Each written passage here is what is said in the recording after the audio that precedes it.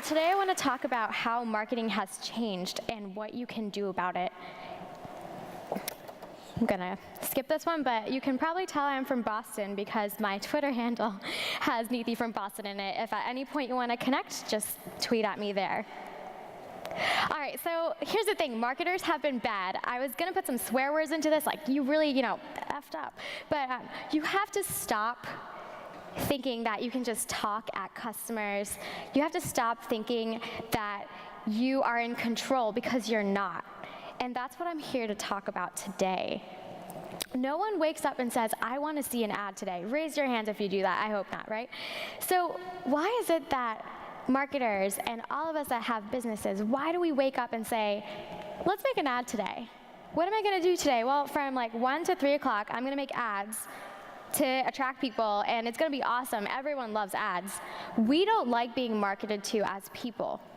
Sometimes what happens is marketers forget to be people when they're not in their customers' shoes. So what we want to do today is make sure that we're not buying lists. Would you call up your mom and say, hey mom, what did I do today? I bought 10,000 people and I'm going to spam them. I don't think she'd be very happy. So why bother buying those lists when these types of marketing tactics don't work anymore? The thing is that traditional marketing is broken these days. So 86% of people skip ads. I know I do, and especially with, when you can fast forward through it and record. Who has time for ads? 91% of people will unsubscribe from emails, and I'm talking about those email lists that they didn't sign up for. And then 44% of direct mail isn't open. Now, we're in a room of a lot of tech entrepreneurs, so I'm sure there's less of us sending direct mail. But it's just one of those things that is outdated. We don't need to do that anymore because we're digital. And of course, cold calling. I mean, who likes to be cold called to, right? 1% of cold calls work. This is a quote from our CMO, Kip Bodnar. And the other 99% of people hate your guts. I hate getting a call at 9 a.m. in the morning. Hey, Niti, I'm so-and-so from ABC Company. Have you heard of me? And I'm like, no, I've never talked to you before.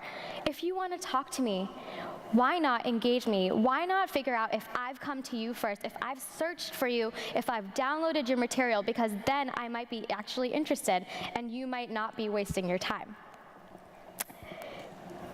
So remember, the buyer is in control, and that means us marketers need to change, because right now people still market as if we're in control, as if we're in the 1950s, sipping whiskey, sitting like Don Draper and just saying, I know exactly what they want.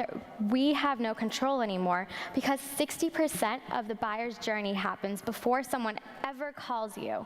So they're researching online. They're getting all their answers. They're making up their mind about you before you even start. So how do we create marketing people that love? How do we pull people towards us like a magnet instead of pushing something at them? That's where inbound marketing comes up. So people always have this misconception that in the past, no one did inbound marketing, no one did lovable marketing, and that's false. Let's go back to 1965. So there's this company. This is direct mail at its finest. There's this company called Blue Ribbon Sports, and they sent out this letter, very personalized, to coaches around the country for cross-country runners. And they said, you know what? You need to buy these shoes, and here's why. Compelling opening. Next fall, will your cross-country team be wearing the best shoe possible? And I'm thinking, oh yeah, of course, I want to know more because I want the best shoe, because I'm that audience right now. And then what happens if I don't believe them? Well, let's use some social proof. So in 1965, Bill Bowerman was really popular, and he said, if I tried to take the marathon shoe away from Kenny Moore, I'd have a fight on my hands. So Kenny Moore was a really big athlete then, so they're using that social proof to say, hey, this shoe's important. And then they use a customer testimonial on top of it. So they're doing that entire inbound marketing lovable stack, right? And they're going to end it with a really compelling close, something catchy that today even applies. You are no longer uninformed. You no longer can say you didn't know about the best shoe. All right, so who here has heard of Blue Ribbon Sports? Anyone? All right, a couple people. It's Nike. Right? So that's the thing, right? Nike is almost ubiquitous with good shoes, fast-running sports teams because they have done inbound marketing since the start. It's not like they called it that, but they were lovable.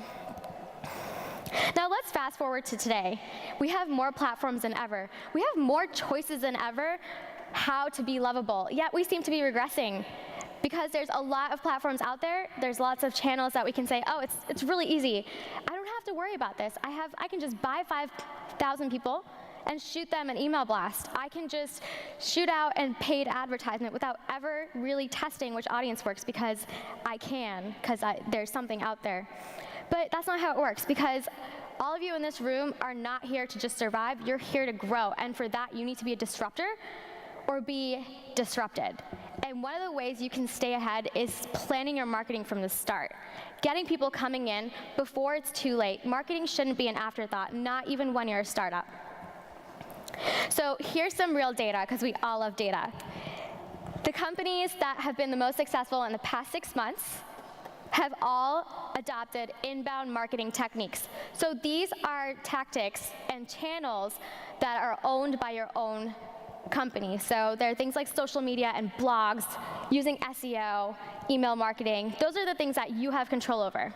PPC, trade shows, direct mail, cold calling, and telemarketing. Those are channels that stop working the second you pay for them. And what's more, you actually get more out of these inbound channels. So people who use inbound marketing see a 3.5x increase in traffic. They see 6.1x increase in monthly leads. And most importantly, the number we all care about, 72% increase in revenue. And this is just after 1 year. This is what happens when you invest. So what is inbound marketing? At its core, inbound marketing is about relationship building.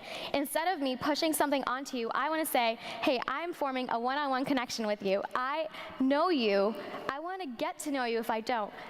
Help me understand how to better serve you, because we're making it about the customer. We always say customer is king, but it's not just after the sale, it's all the way before it too. So what is outbound marketing then? It's cold calling and spammy emails. It's interruptive advertising. I'm not saying all advertising is bad. There's a smart way to do every channel. And then, you have this inbound marketing with this wonderful, wonderful graphic. Where you're using content and tools and you're using freemium products. So, a lot of you might have free trials and things like that to get people through the door. You're building tools that help people do their job better. It's buyer-centric behavior instead of traditional outboundy tactics. So raise of hands, who here owns their home? And who here rents? All right, now keep your hands up if you're a renter. Do you plan on renting your home forever? No, right? So most of us understand kind of this value of owning a home because it's an investment that gives you back more returns over time. When you're renting, you put the money in and it's gone after that month, right? And that's kind of what inbound does, because we're building this investment up. So fun fact, if everyone on HubSpot's marketing team left for an entire month, 80% of our leads would still come through the pipeline for sales. So that is a machine you can build for your own company from day zero. High growth companies have realized that this is the way to really get to their audiences, and they are helping increase that awareness for everyone else, because we all look to them. And so what we want to learn from them is that the buyer is in control. So here's an example. Who here has heard of Frank? So it's one of the fastest growing B2C companies in Australia, and they have a really interesting product. It's coffee grinds, essentially, that helps you exfoliate your skin. It's a very fun product. And it's not really about the product. If you look, the packaging is very simplistic. It's about how it fits into your lifestyle. They were able to identify who their audience was and really attract them through fun, lifestyle-oriented things like, pictures. It's not about the envelope of coffee grinds. It's about being able to pamper yourself. It's about sitting there, reading a book, having a cup of coffee, and having a day off. That's what Frank is selling. And they get people involved. Good inbound marketing gets those customers to become evangelists, and that way you can grow your reach beyond just what you're doing. They use fun hashtags. These might not be very appropriate for everyone's businesses, but it works for Frank. And they went from 0 to $20 million of revenue in just 18 months. Now, who here wouldn't want to do that? And what are they doing? It's great content instead of a product pitch. It always comes down to that. When you have good content, it speaks for yourself. It gives you credibility.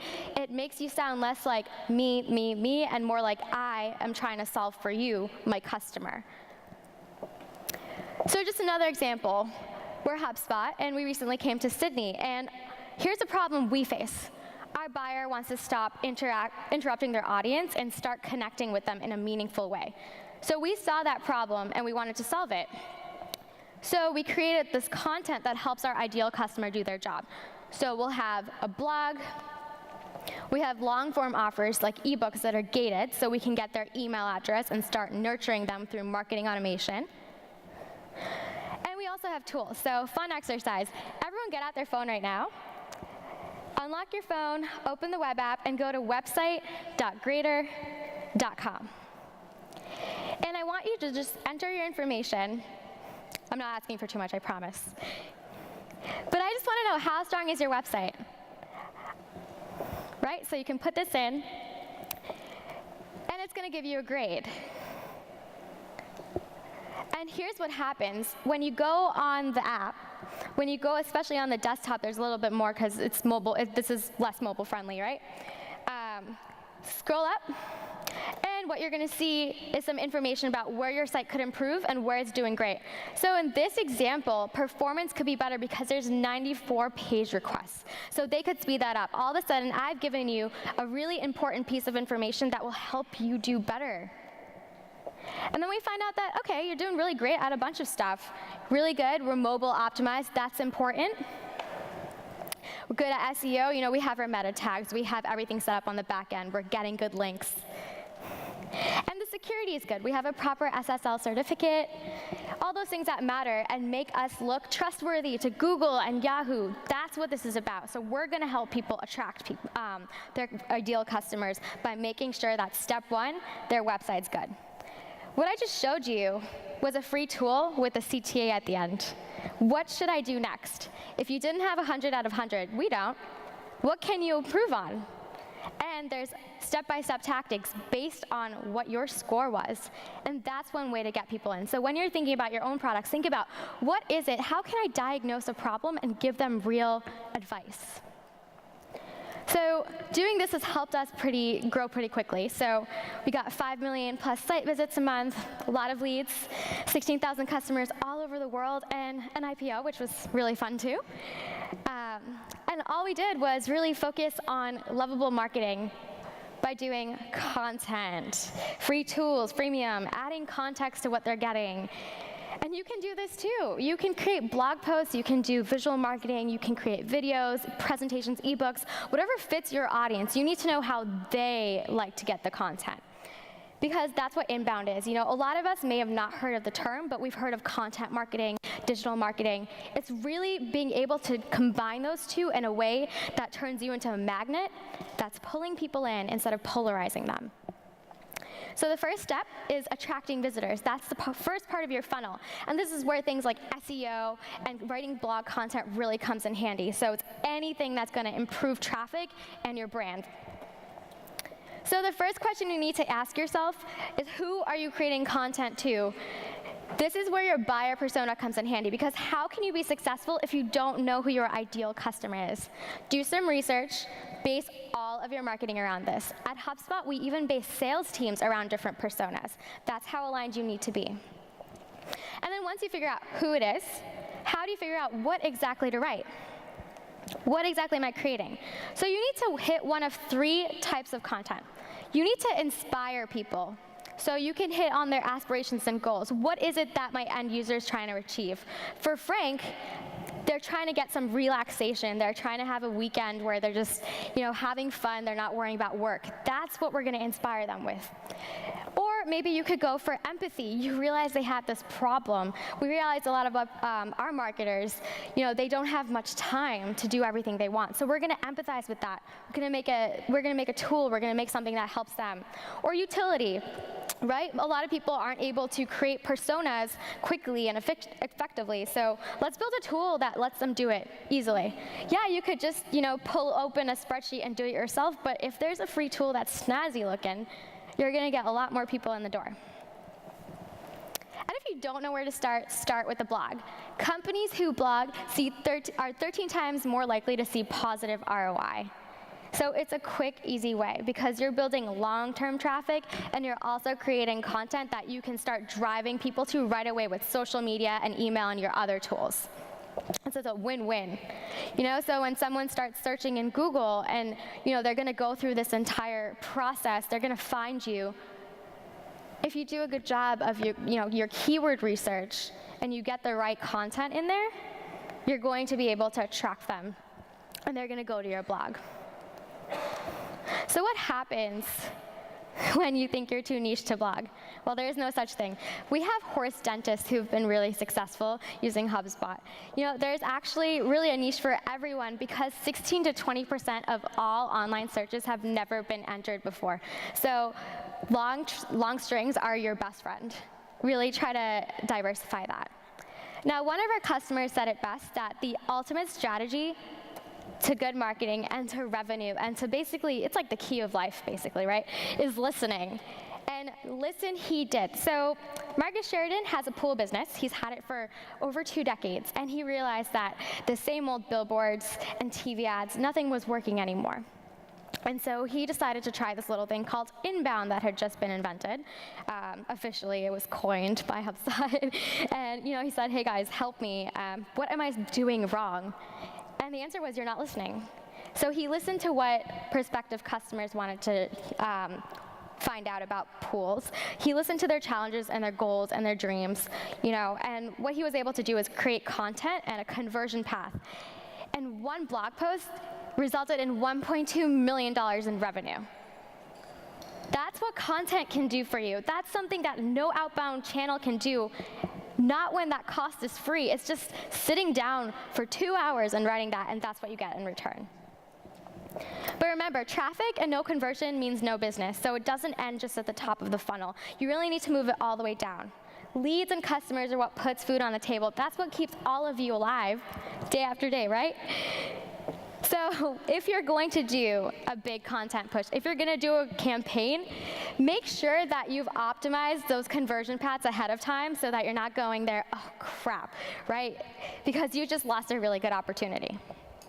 So how do you capture leads? Make it as easy as possible for that end user to take that action you want. So we've all heard of that submit button. Make it easy for them to, subscribe to your blog. If they're on your blog, put a form there. It's non-intrusive, it's right on the side. Some people might need a little bit more convincing, and you could send them a page just about your blog.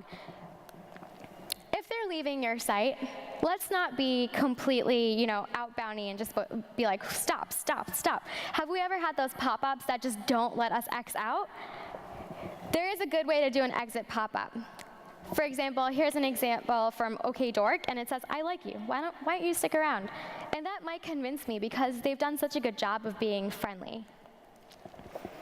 And then at the end of each blog post, you want to make sure you're placing relevant calls to action.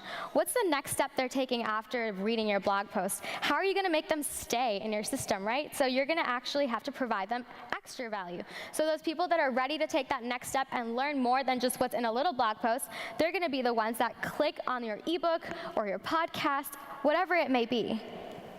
And then they're going to go to a landing page, fill out a form, and voila, you have a lead. Here's an example.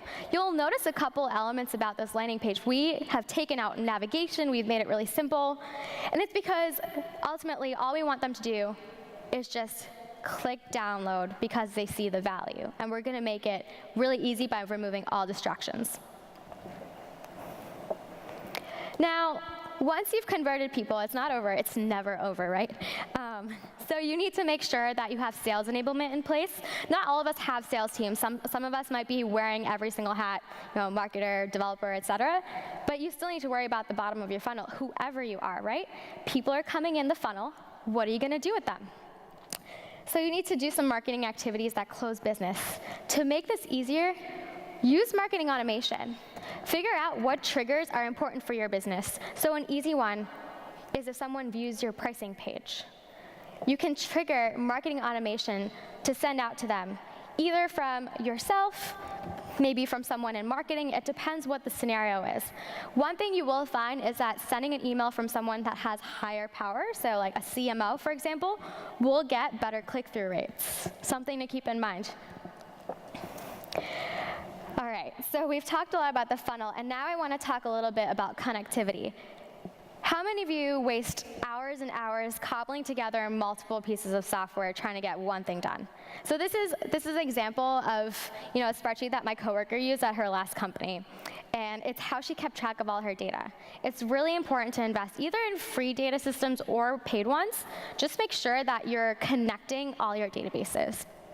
Because otherwise, you're going to have a Franken system. You have one thing for social media. You have one thing for email. Nothing's talking to each other.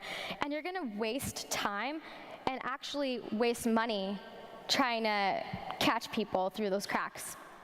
And what you're going to find is that you're, on this side, talking through a little paper cup to this other database over there, and you're not aligned with your team. So make sure that you do use a system that is integrated. And ultimately, this is what you all are trying to solve for. Whatever it is you're trying to do, you're trying to reduce these dollar signs for your customer and give them a product that works for them. So I just want to go through really quickly what I talked about today. It's the inbound marketing and sales platform, right? So one thing that we've tried to do at HubSpot is just make sure that we reduce all that Franken system feelings, right? So we're going to start with the blog, keywords tool, email, all the way down the chain, even past customers.